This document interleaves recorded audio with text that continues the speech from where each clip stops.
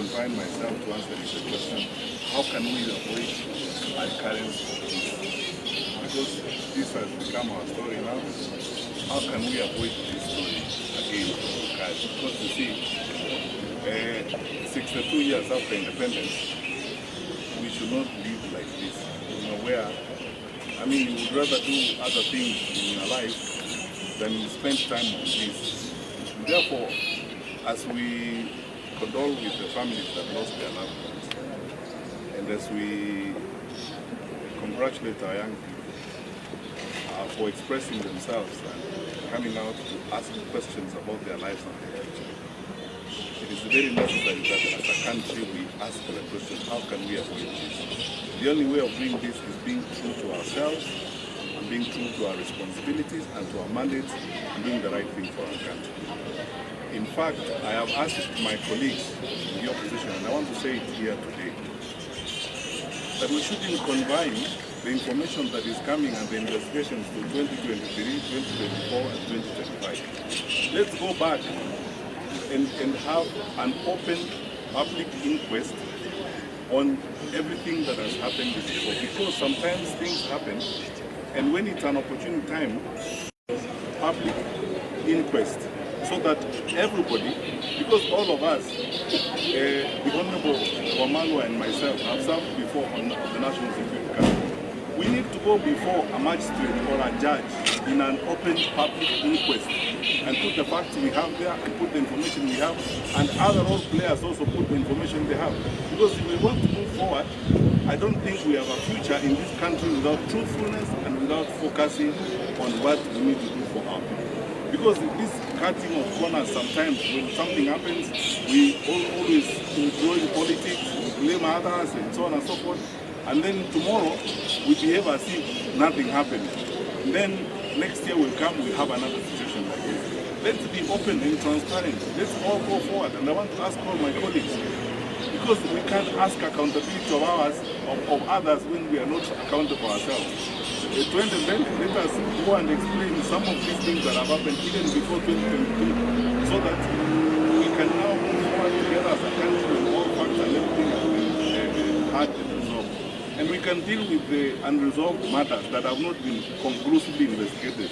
Whether we start with Musanze, we come to Jakujuma, we come to Keneni, we come to Rivayala and everything else. Let these things be investigated by an open public inquest, so that this is all the Twendembele, we explain and face the public on these issues. Because some of these issues are raised and we keep this merry-go-round, you know, where we are always telling stories only when they are connected. You know, we cannot have government by blogging. Let's focus on the issues that we need to deal with. Let us address the lives of our people, and this issue should be investigated. When this matter happened on the 25th of June last year, we ought to have had an open public inquest into this. It will have given the Gen Z an opportunity to express themselves. We should have answered the question that time, how did we get here?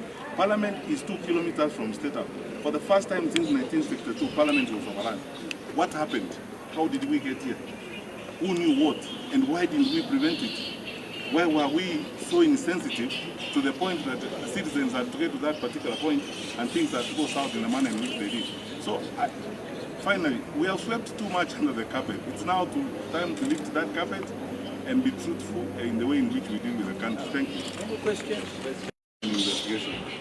When we had ugly incidents, some of them are in court. I don't want to talk about them because they are subject to court matters. When things happened in Kisumu, on the Pipendo, Kenjokoma brothers and so on, admission on the part of government, on those of us who are role players in government, admitting that a mistake has happened, that's where we start.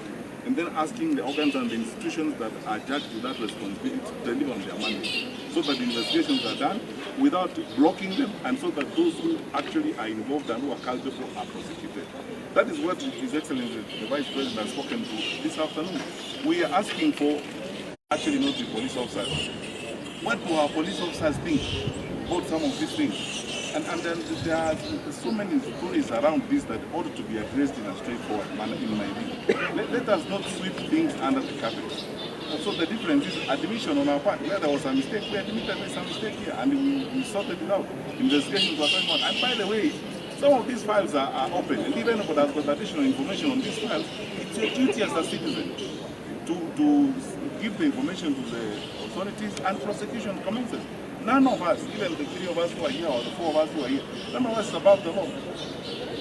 I've never lived above the law even for 1 minute in my life. So the most important thing, get facts, not to play politics with security matters, so that when it's convenient, you can say this. When it's not convenient, you say the other. Let's go on and deal with these issues. If there are matters that have not been resolved, if there are issues that have not been done, let them be investigated. And that's what I'm calling for public input. Maybe Fred, that or indeed because you already have a mechanism which we started 2 days ago. And by the way, it is not lost on us that criminals may have taken advantage of the commitment of the Gen Zs and may have gone on rampage, destroying public property, the machete wielding, the room wielding gangsters. That, of course, is an issue.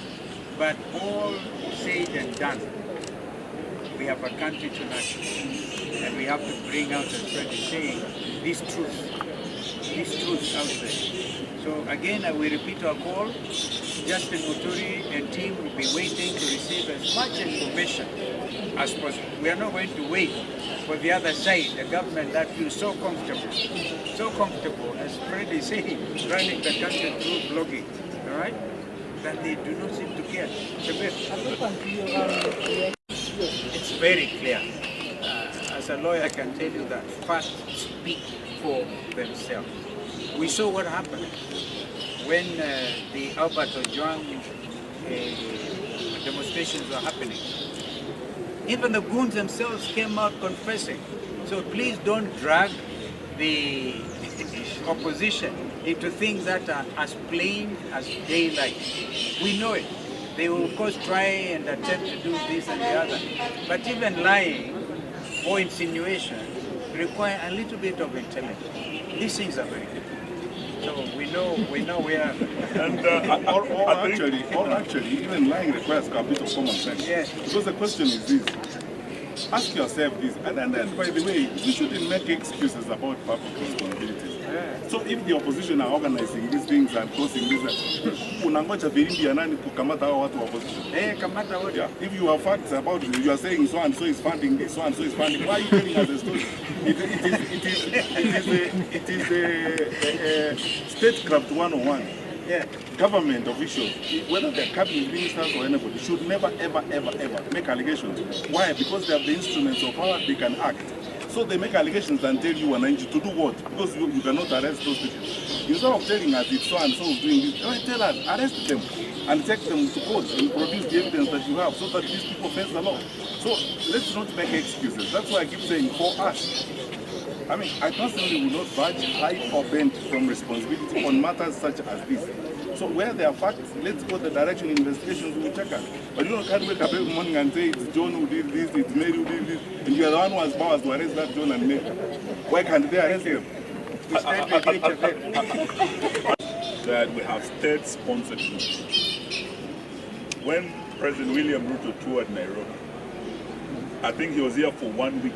All the leaders saw the goons that came out, that were financed by both the president's team and the governor's team. 1 week, everywhere they went, we saw what the goons did. Many of them were seen being paid, lining up. And these are state-sponsored that you know where the money is coming from. And the payers are not opposition. So,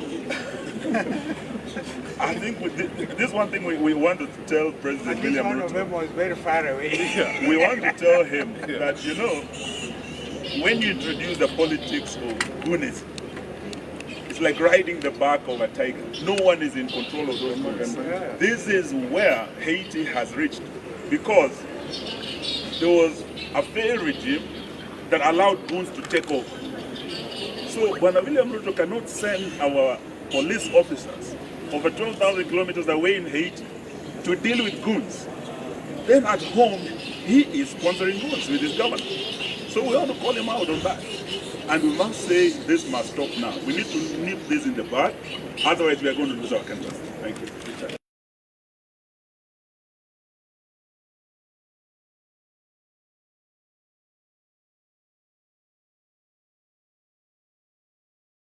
You've grown up in this country, you're a young president, you have seen your people. I would like him to send, the way he sent Murkomen to go and look at the shops in CBD, let him come and see the kids who have got wounds, who've been shot, who are in bed in this place. And I want to say this, if there is no justice, there will never be peace in this country. If there is no justice, Kenya will never be anything. So let the president decide whether he wants to be a statesman or a local village boy who has got power and money. Thank you. Thank you very much.